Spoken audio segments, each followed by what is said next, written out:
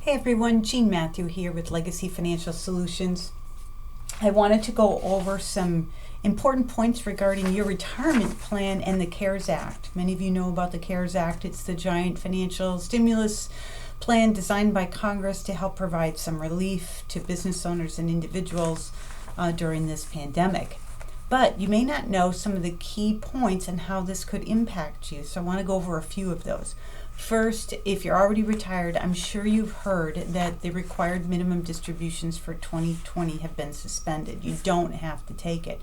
But you may not know that your custodian may automatically discontinue your RMDs, or they may continue them unless you tell them to stop.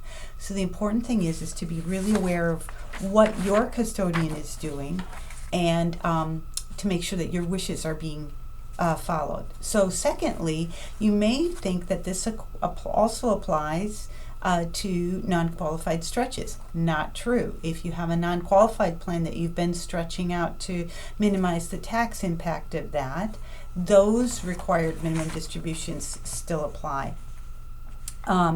Now, if you're younger than 59 and a half, you may not be aware of the fact that you could take what's called a coronavirus related distribution and do that without the 10% penalty applying.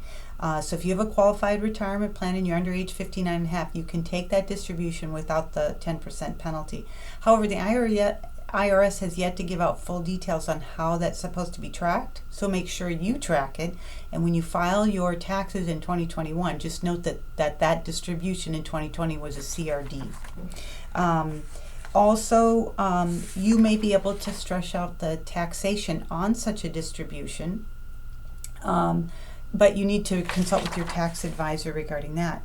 Now, for those of you that want to take a loan from your retirement plan, you can do that, and you can do that without necessarily qualifying for a conventional type of event.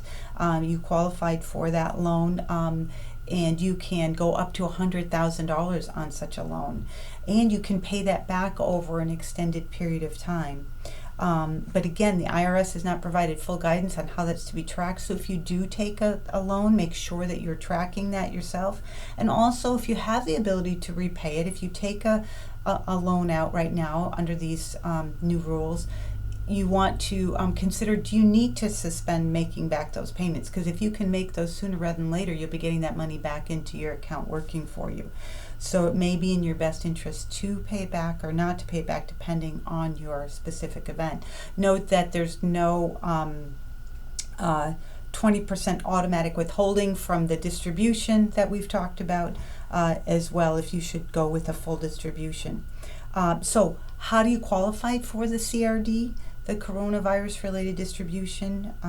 Well, what you need to do is you have to either be diagnosed with that illness yourself or have a dependent or spouse that has been diagnosed with the illness, or you could have just had some significant financial hardship as a result, such as a layoff, reduction in hours, you've been furloughed, or if you own a business, even if your business has been reduced as a result of this, you could qualify for a coronavirus related distribution or CRD.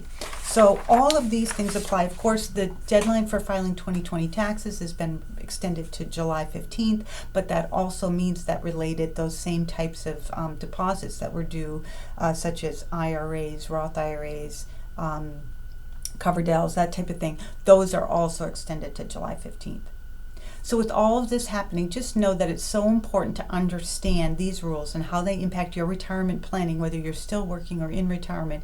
And if you need help, we'd love to have the chance to sit down together with you and help you with that. But get the assistance that you need, understand the rules, and make some good decisions. If we can be of service, we'd love to. You take care now and have a great day.